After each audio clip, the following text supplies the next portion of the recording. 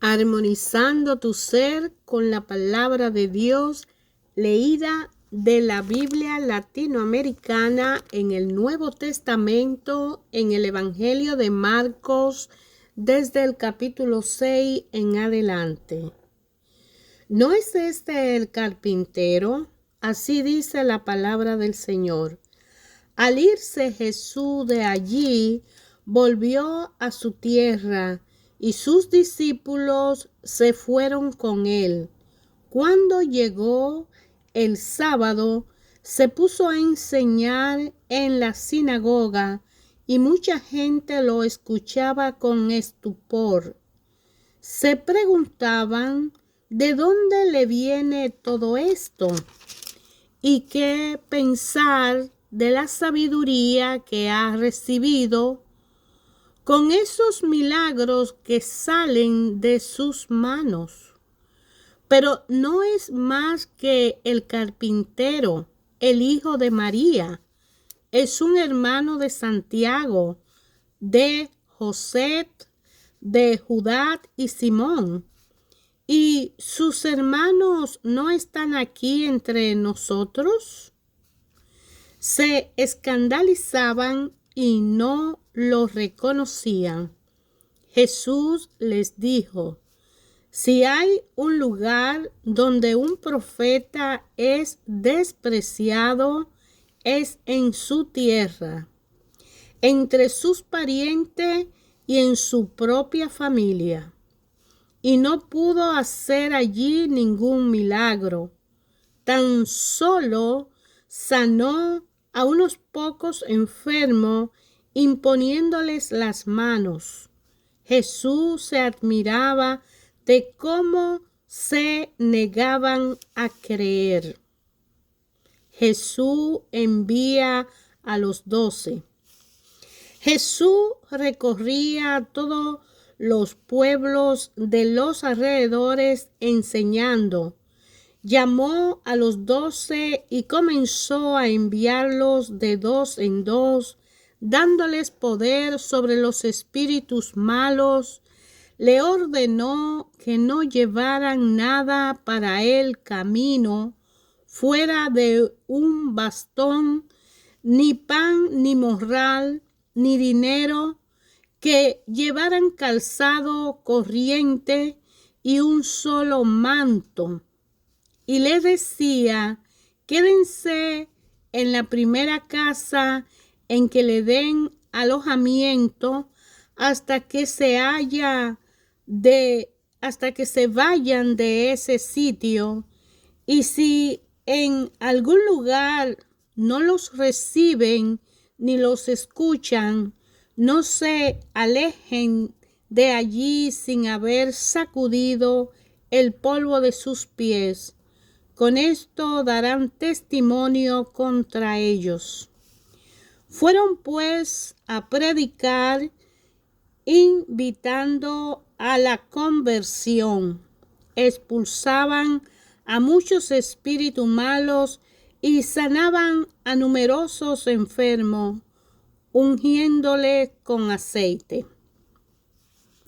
El rey Herodes oyó hablar de Jesús, ya que su nombre se había hecho famoso. Algunos decían: este es Juan el Bautista, que ha resucitado de entre los muertos, y por eso actúan en él poderes milagrosos. Otros decían: es Elías, y otros: es un profeta como los antiguos profetas.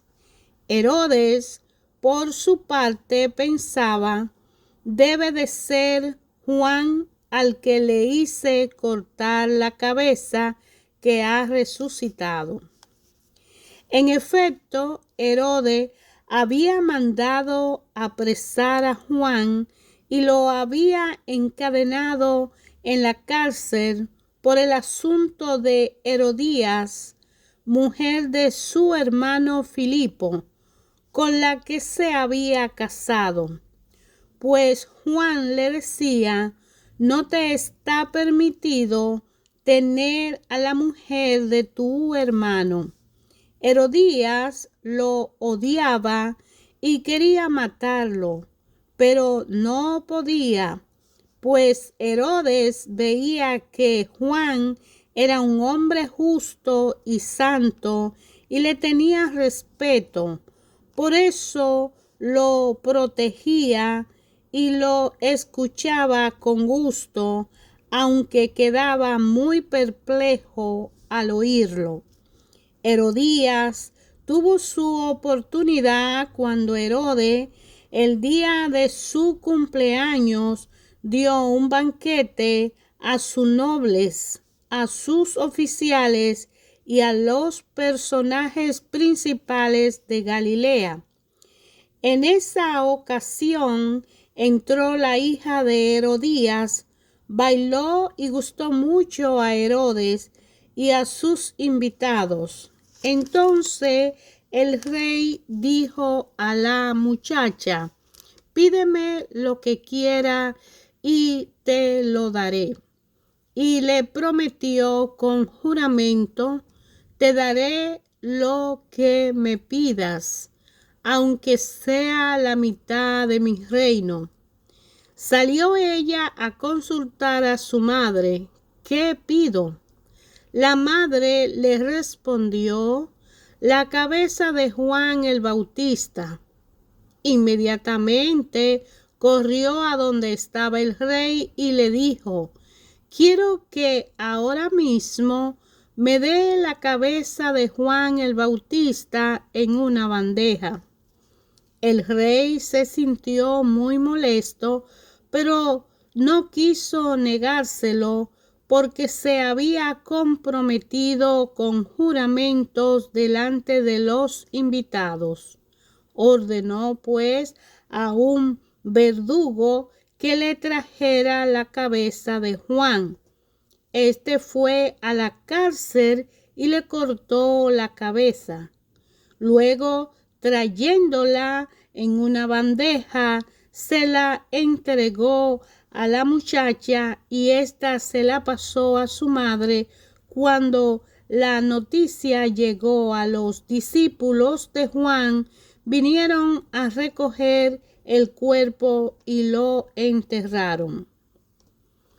Al volver los apóstoles a donde estaba Jesús, le contaron todo lo que había hecho y enseñado. Jesús le dijo: vámonos aparte a un lugar retirado y descansarán un poco, porque eran tantos los que iban y venían que no les quedaba tiempo ni para comer. Y se fueron solo a una barca a un lugar despoblado. Pero la gente vio cómo se iban y muchos cayeron en la cuenta y se dirigieron allá a pie. De todos los pueblos la gente se fue corriendo y llegaron antes que ellos. Al desembarcar, Jesús vio toda aquella gente y sintió compasión de ellos, pues estaban como ovejas sin pastor, y se puso a enseñarle largamente. Se había hecho tarde, los discípulos se le acercaron y le dijeron: estamos en un lugar despoblado y ya se ha hecho tarde. Despide a la gente para que vayan a las aldeas y a los pueblos más cercanos y se compren algo de comer. Jesús les contestó: denle ustedes de comer. Ellos dijeron: ¿y quieres que vayamos nosotros a comprar 200 denarios de pan para dárselos? Jesús les dijo: ¿cuántos panes tienen ustedes? Vayan a ver. Volvieron y le dijeron: hay 5 y además hay 2 pecados. Entonces le dijo que hicieran sentar a la gente en grupos sobre el pasto verde. Se acomodaron en grupos de 100 y de 50. Tomó Jesús los 5 panes y los 2 pescados, levantó los ojos al cielo, pronunció la bendición, partió los panes y lo iba dando a los discípulos para que se los sirvieran a la gente. Asimismo repartió los 2 pescados entre todos. Comieron todo hasta saciarse, incluso se llenaron 12 canastos con los pedazos de pan, sin contar lo que sobró de los pescados. Lo que habían comido era unos 5,000 hombres. Inmediatamente Jesús obligó a sus discípulos a que subieran a la barca y lo fueran a esperar a Betsaida, en la orilla del otro lado. Mientras él despachaba a la gente, Jesús despidió pues a la gente y luego se fue al cerro a orar. Al anochecer, la barca estaba en medio del lago y Jesús se había quedado solo en la tierra. Jesús vio que sus discípulos iban agotados de tanto remar, pues el viento le era contrario, y antes de que terminara la noche, fue hacia ellos caminando sobre el mar, como si quisiera pasar de largo. Al verlos caminar sobre el mar, creyeron que era un fantasma y se pusieron a gritar, pues todos estaban asustados al verlo así. Pero Jesús les habló: ánimo, no teman, que soy yo. Y subió a la barca con ellos. De inmediato se calmó el viento, con lo cual quedaron muy asombrados, pues no habían entendido lo que había pasado con los panes, tenían la mente cerrada. Terminada la travesía, llegaron a Genesaret y amarraron allí la barca. Apenas se bajaron, la gente los reconoció y corrieron a dar la noticia por toda aquella región. Empezaron a traer a los enfermos en sus camillas al lugar donde él estaba, y en todos los lugares a donde iba, pueblos, ciudades o aldeas, ponían a los enfermos en las plazas y les rogaban que les dejara tocar al menos el fleco de su manto, y todos los que los tocaban quedaban sanados. Palabra del Señor Jesús. Hermanos, ayer, hoy, siempre, Dios habla a través de su palabra a nuestra vida de cualquier manera posible que sea. ¿No es este el carpintero? Así se expresaban la gente del pueblo de el Señor Jesús, que lo vio crecer. La misión de Jesús empieza aquí en Marcos, en la tercera etapa del ministerio de Jesús. Organiza una misión por toda la provincia. Hasta entonces los apóstoles habían actuado al lado de Jesús, pero ahora los envía delante de él. Jesús es un educador, es un maestro. No le basta con enseñar a sus seguidores, sino que le exige que cooperen en su propio trabajo.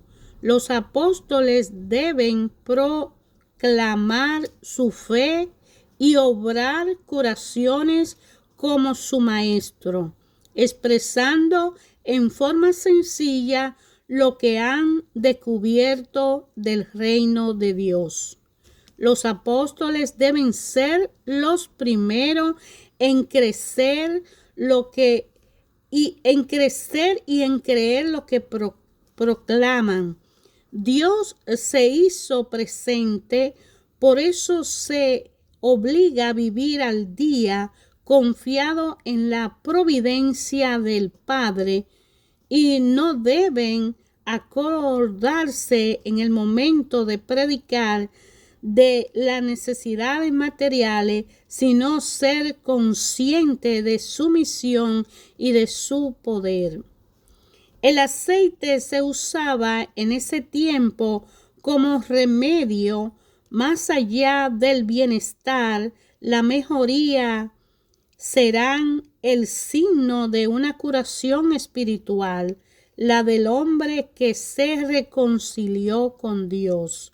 Jesús ya se preocupa por formar comunidades a través y usando a los discípulos. Él los envía de dos en dos para que su palabra no sea la de un hombre solo, sino la expresión de un grupo unido en un mismo proyecto. También les pide que se queden fijos en una casa, que se hospeden en una familia que será el centro de donde se irradia la fe.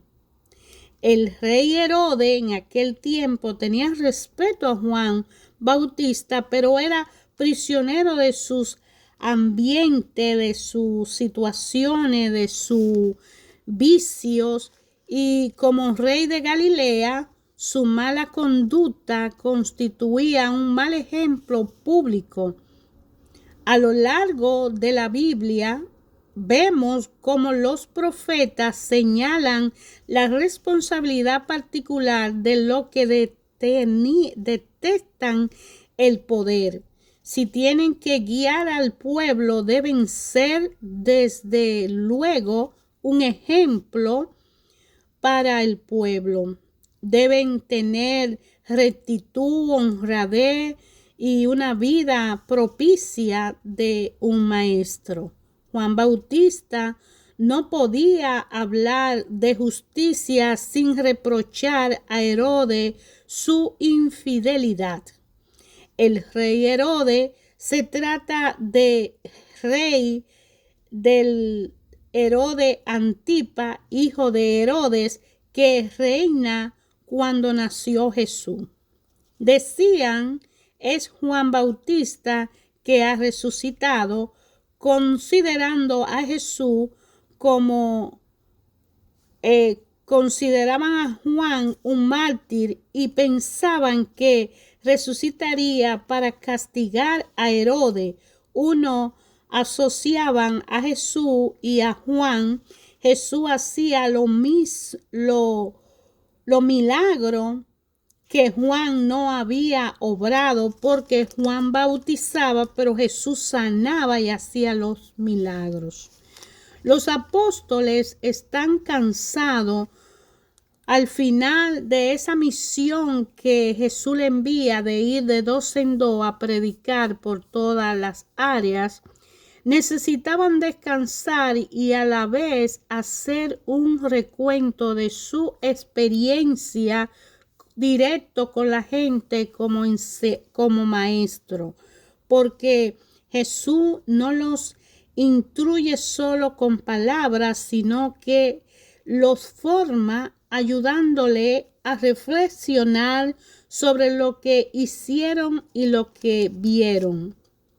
Era tanto lo que iban y venían, posiblemente después del paso de los apóstoles por los pueblos de Galilea, y era mucha la gente que quería conocer al que los había enviado y llegaban donde Jesús. Cuando Jesús vio tanta gente y sintió compasión de ellos, en el Antiguo Testamento manifestaba la compasión de Dios padre de su pueblo, pero hasta que no viniese a compartirlo todo con nosotros, faltaba algo.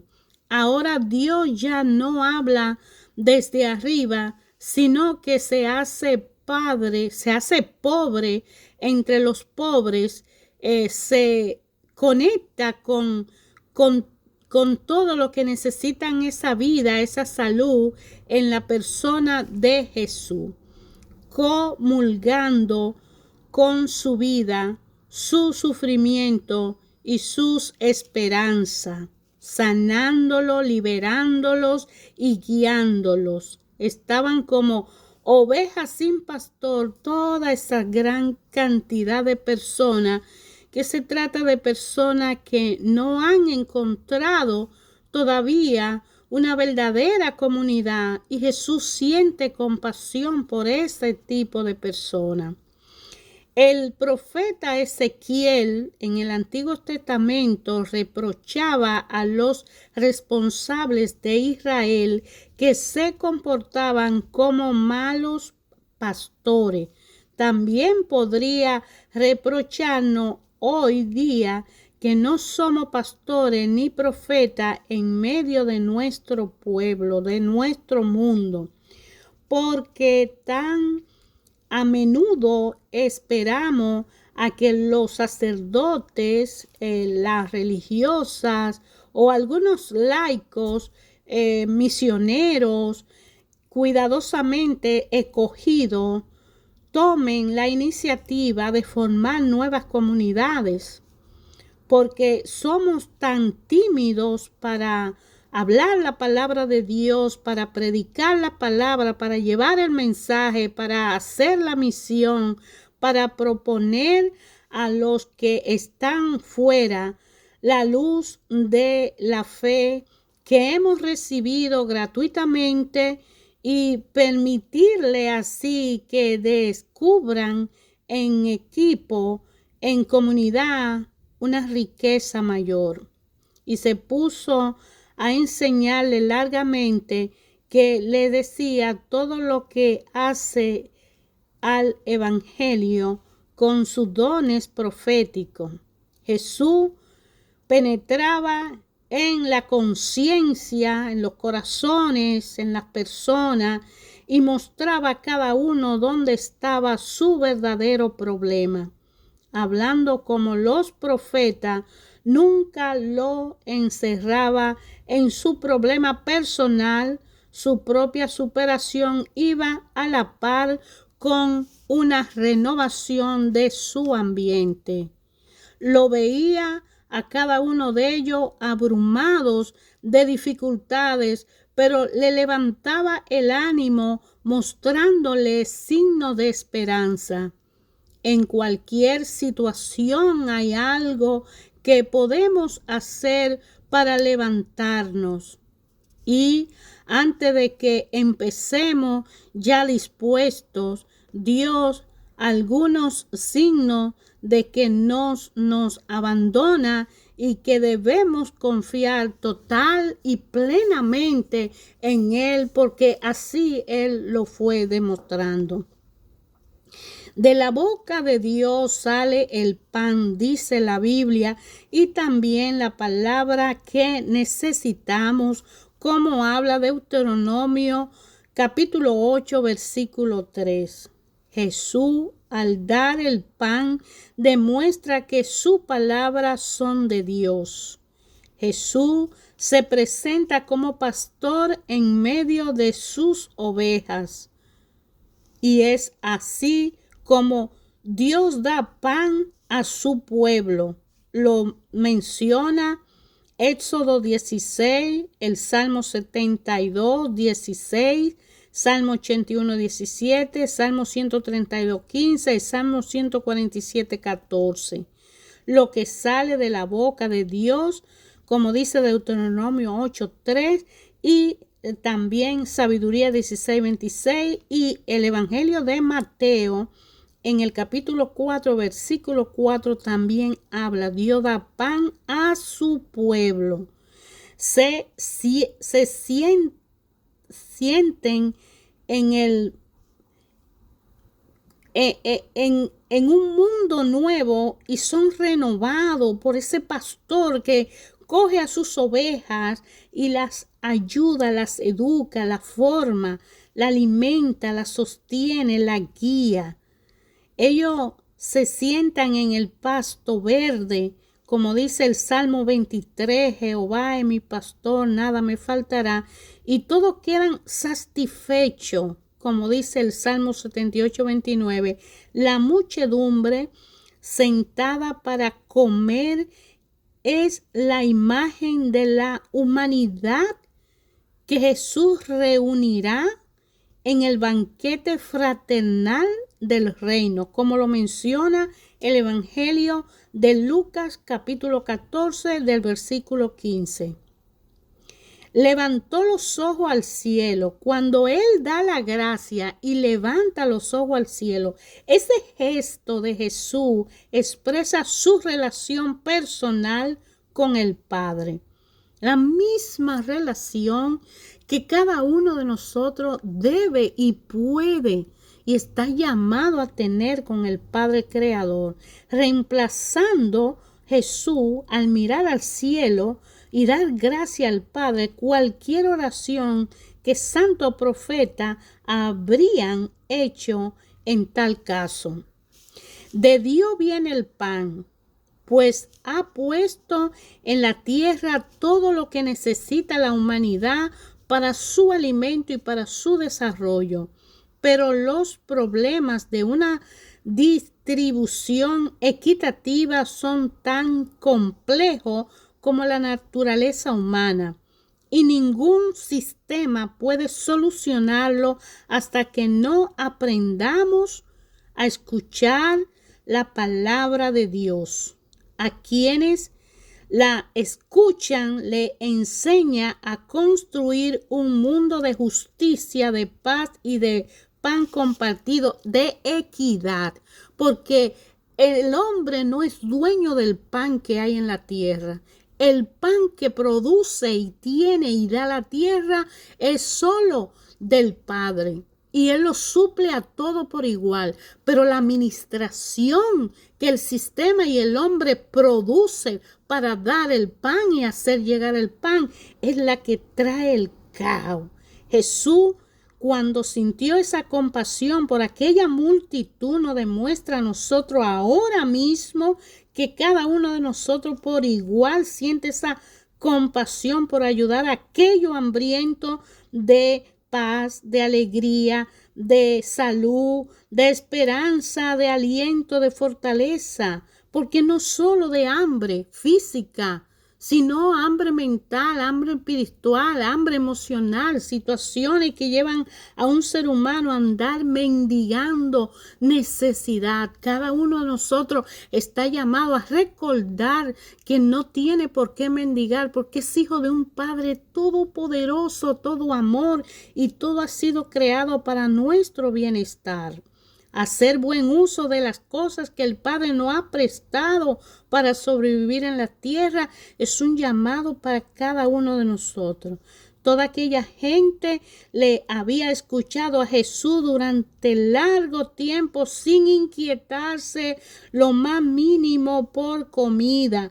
Cuando Jesús estaba predicando, ellos estaban entregados a aquel pronunciamiento de Jesús, aquellas palabras que Jesús hablaba. A ellos no sentían hambre, ni cansancio, ni calor. Los discípulos estaban exhaustos porque los discípulos habían hecho un trabajo arduo, porque estaban en la carne física y humana, igual que cada uno de nosotros cuando va a ayudar a alguien, a un enfermo, cuando va a visitar a un preso, cuando va a un hospital a visitar a los enfermos, cuando va a ayudar a una persona sin cobrar un centavo y quizá una larga distancia, uno hace un esfuerzo físico, mental, espiritual, emocional, y ese esfuerzo nos cansa porque somos físicamente humanos.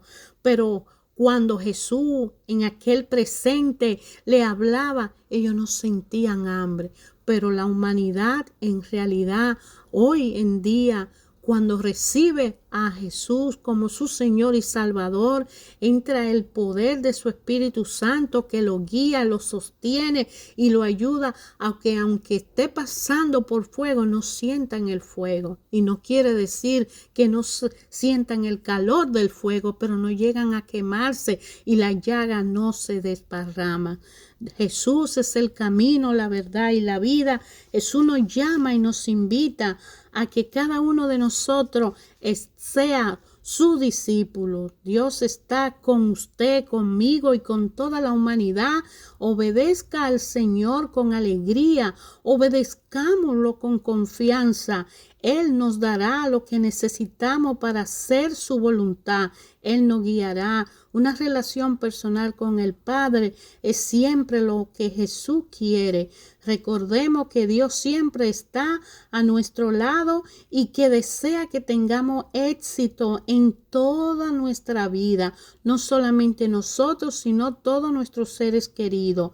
Él nos mostrará su poder si tan solo nosotros confiamos en Él y permanecemos en la senda que ha dispuesto para cada uno de nosotros. El Espíritu Santo vendrá en nuestro auxilio y nos sostendrá, nos guiará, nos acompañará y nos ayudará a tener una relación personal con el Padre, que es lo que su corazón, lo que su infinita misericordia desea.